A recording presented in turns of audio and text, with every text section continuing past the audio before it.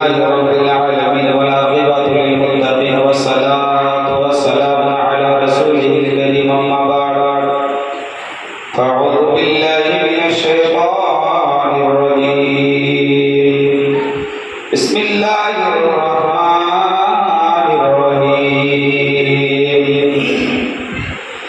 أينما تكونوا يدرككم الموت ولو كنتم في بروج مشيدة آمنت بالله صدق الله العظيم وبلغنا رسوله النبي الأمين الكريم ونحن على ذلك لمن الشاهدين والشاكرين والحمد لله رب العالمين إن الله وملائكته يصلون على النبي يا أيها الذين آمنوا صلوا عليه وسلموا تسليما اللهم محمد صلى عليه وسلم وعلى جبيه وذكره وكرمه صلوا عليه صلاة وسلام عليك يا رسول الله صلاة وسلام عليك يا حبيب الله صلى الله تعالى عليه وسلم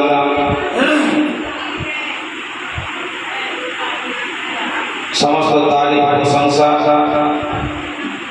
সেই মহান আল্লাহ তাআলার নিমিত্তে যে রব্বুল আলামিন আমাদের সকলকে দুনিয়াতে জীবিত জিন্দা রেখেছেন সেই রব্বুল আলামিনের শুকরিয়া বলতে একবার পড়ুন আলহামদুলিল্লাহ। অতঃপর আপনার নবী আমার নবী তথা বিশাল জাহান নবী কুল কায়নাতের নবী নবীদের নবী নবী মুহাম্মদুর রাসূলুল্লাহ জোরে বলুন সাল্লাল্লাহু তাআলা আলাইহি ওয়াসাল্লামের প্রতি সহস্রকোটি দরুদ সালাম বর্ষিত করবিত হোক। সকলে ভক্তি ভরে উচ্চস্বরে বলুন আল্লাহুম্মা আমিন। ব্রাদার ইসলাম, এক এক করে অনেক ওলামায়ে কেরামের মুখ থেকে বক্তব্য শুনলেন। আমি আপনাদের সম্মুখে উপস্থিত হয়েছি যে আজকে এই সত্যিও কবির সাহেবের বাড়িতে মিলাদুল নবীর আয়োজন কেন কিসের জন্য আপনারা সকলে অবগত। যে এই বাড়ি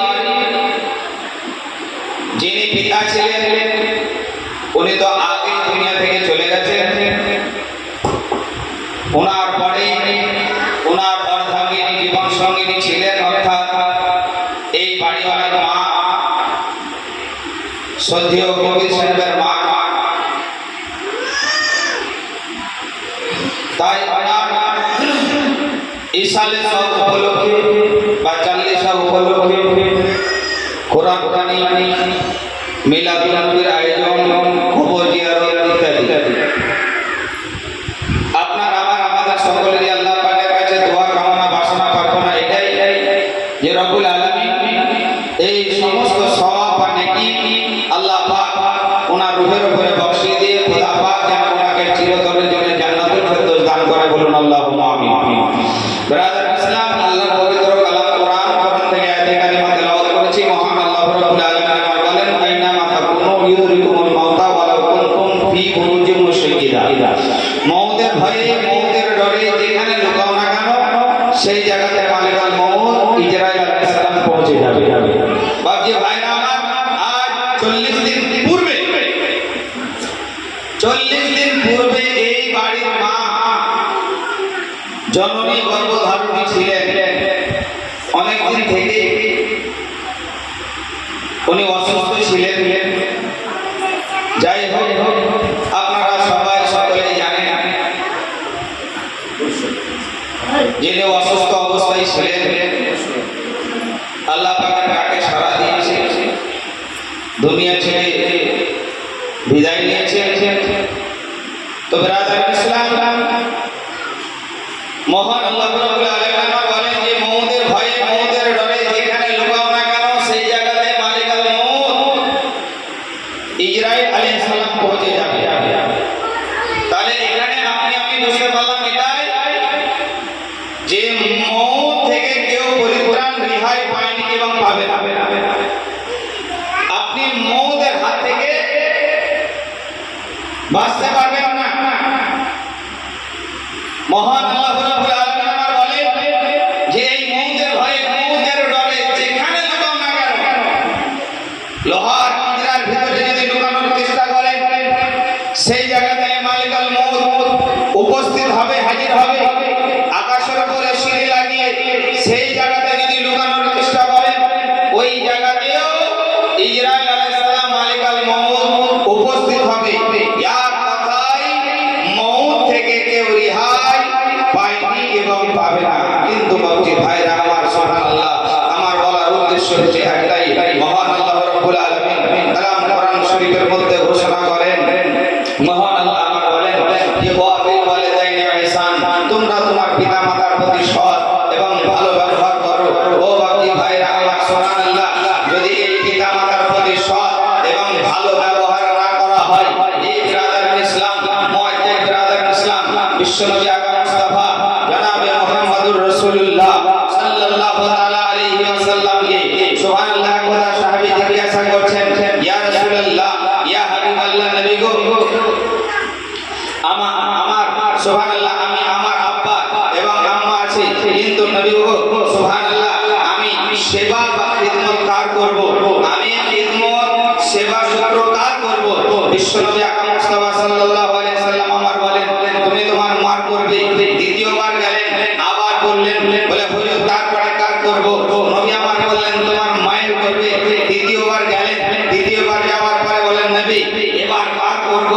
নবী আমার বললেন, তোমার মায়ের করবে। চতুর্থবার গেলেন, যাওয়ার পর বলেন, ইয়া রাসূলুল্লাহ, ইয়া হাবিবাল্লাহ, নবী গো এবার কার করব? তো নবী আমার বলেন, তোমার বাবার করবে। জোরে বলেন সুবহানাল্লাহ। কারণ মা এবং বাবা, এই মা শব্দ বুঝতে পারছেন, এবং মা যে কি জিনিস আপনার আমার নিকটে, মা যে কি অমূল্য রতন। যাদের মা দুনিয়া ছেড়ে গেছে তারাই বুঝতে পারে যে আমরা কি হার হয়েছি। মুরব্বীরা বলে যে যাদের মা নেই তাদের গ্রাম মানে গ্রাম নেই। তো ব্রাদার ইসলাম, আজ এই বাড়ির সেই মা 40 দিন পূর্বে সন্তানাদিকে ছেড়ে আল্লাহর ডাকে সাড়া দিয়ে কবরে শুয়ে আছে। কিন্তু ব্রাদার ইসলাম, মহান আল্লাহ রাব্বুল আলামিন কোরআন পাকের মধ্যে বলেন যে মা বাবার ইহসান করো, খিদমত করো। ব্রাদার ইসলাম, মায়ের ইহসান এবং মান, নবী আমার বললেন যে বাবার থেকে মায়ের 3 গুণ শান বেশি। করে বলেন সুবহানাল্লাহ। বললেন বলে তোমার মায়ের করো। দ্বিতীয়বার বললেন তোমার মায়ের করো। তৃতীয়বার বললেন তোমার মায়ের করো। এক কথায় বাবার থেকে মায়ের 3 গুণ বেশি শান। করে বলেন সুবহানাল্লাহ। কিন্তু তা বলে মনে করলে হবে না। হ্যাঁ, মাকেও খুশি রাখতে হবে, বাবাকেও রাজি রাখতে হবে। কারণ মায়ের তলে আপনার আমার জান্নাত, এবং বাবা হচ্ছে জান্নাতের দরজা। জোরে বলেন সুবহানাল্লাহ। ব্রাদার ইসলাম, আয় সুবহানাল্লাহ, আমার বলার উদ্দেশ্য হচ্ছে একটাই, মা বাবার পায়রবি যদি না করা হয়, সেবা শুকর না করা হয়, মুক্তি হোক, মুহাদ্দিস হোক, আর আপনার সুবহানাল্লাহ মানে নামাজি হোক, হাজি হোক, গাজী হোক, সুবহানাল্লাহ, মা বাবার সেবা শুকর যদি না করে, সুবহানাল্লাহ ব্রাদার ইসলাম, তাহলে তার কোনো ইবাদতই আল্লাহর দরবারে কবুল হবে না। মহান আল্লাহ রাব্বুল আলামিন আমার বলেন, মা বাবা যদি রাজি, তো আল্লাহ রাসূলও রাজি। জোরে বলেন সুবহানাল্লাহ। জননী মা, গর্ভধারিণী মা, আজ সুবহানাল্লাহ যার চলে গেছে সেই দুঃখ এবং ব্যথা বুঝতে পারবে যে মা মারা যাওয়াটা কত দুঃখজনক, কত কষ্টকর। যদিও মা সুবহানাল্লাহ অসুস্থ অবস্থায় বিছানায় পড়ে থাকে, তবুও ছেলে ফেলে সন্তানেদের সুবহানাল্লাহ বুকের সাহস থাকে, কলিজাটা বড় থাকে। কিন্তু ব্রাদার ইসলাম, মা এমন একটা মায়ার জিনিস, আপনি পরীক্ষা করে দেখবেন। আপনি সন্ধ্যাবেলায় বাড়ি থেকে বার হয়ে গেলেন, কোনো জায়গায় গেলেন, আর বলে গেলেন এটাই যে বাড়ি ফিরতে আমার দেরি হবে।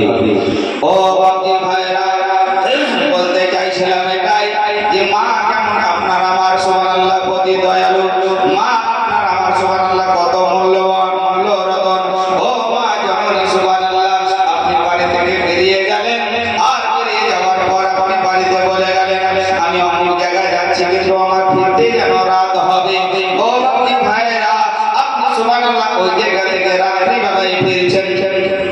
গভীর রাত্রিতে ফিরছে না, রাত 12টা 1টার সময় ফিরছে না, মধ্যরাত্রিতে ফিরছে না। ফেরার পরে দেখলেন আপনি বাড়ির মেন দরজাতে গেলেন, মেন গেটে আসার পরে আপনি সারা দিচ্ছেন, কিন্তু দেখা যাচ্ছে আপনার বাড়ির ভিতরে সুবহানাল্লাহ আপনার বিবি আছে, বাড়ির ভিতরে আপনার বাচ্চা আছে, বাড়ির ভিতরে আপনার সুবহানাল্লাহ স্ত্রী আছে, সমস্ত সুবহানাল্লাহ।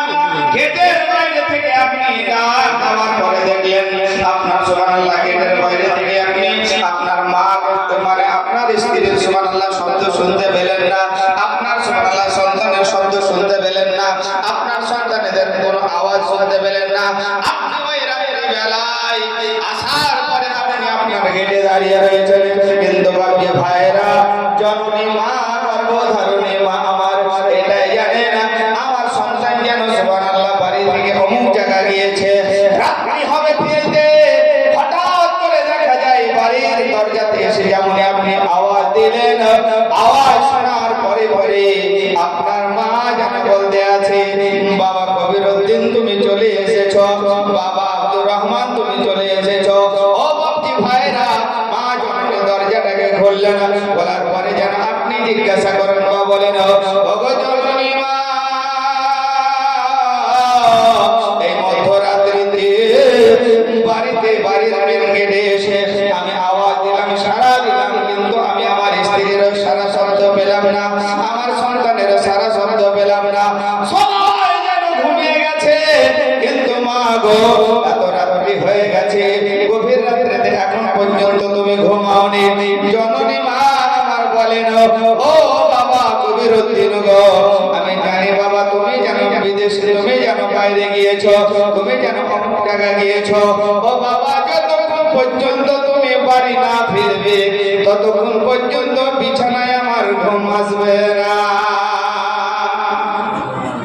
মা সুবহানাল্লাহ, আমি আমার এলাকায় যাই, এলাকায় যাওয়ার পরে সুবহানাল্লাহ জালসা মিলাতে যাই, বাড়িতে এসে দেখি সবাই ঘুমিয়ে গেছে, কিন্তু বাড়ি ঢোকা মাত্রই যেন আওয়াজ পাওয়া যায় আমার মায়ের। জোরে বলে সুবহানাল্লাহ।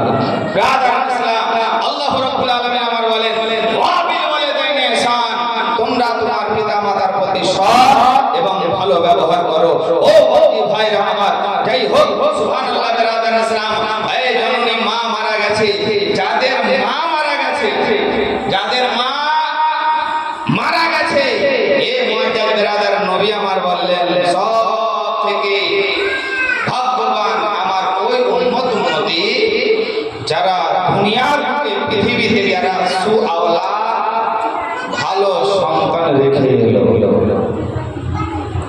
আপনার মা মারা গেছে, আপনার মা জীবিত ছিল, আপনি সেবা শুশ্রূষা করেছেন,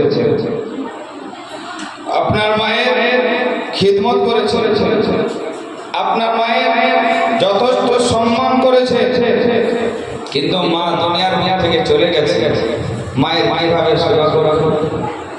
বাপজি ভাইরা আমার সুবহানাল্লাহ, মা যদি মারা যায়, বাবা যদি মারা যায়, আর ওই সন্তান সুবহানাল্লাহ নেক সন্তান বা সুআওলাদ ভালো ছেলে যদি রেখে যায়, কিতাবের মধ্যে বর্ণিত ভালো ছেলে যেন ওকেই বলা হয় এই ছেলে নামাজ রোজা করে, শরীয়ত সম্মত চলে।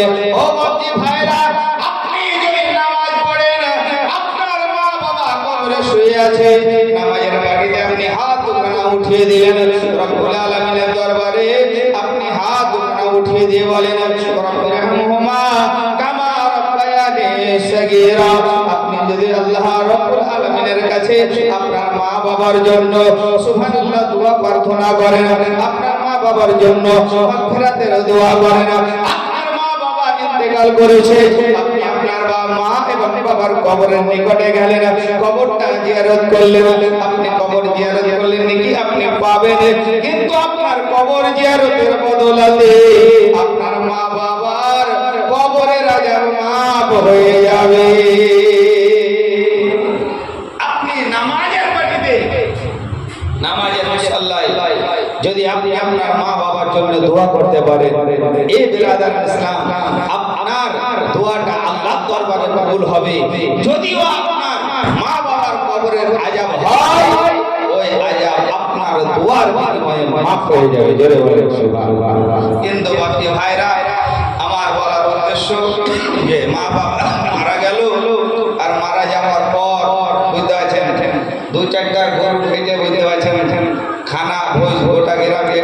দিলাম, আর সারা মাস সারা বছর বুঝতে আছেন আমি নিজে কিছু করলাম না।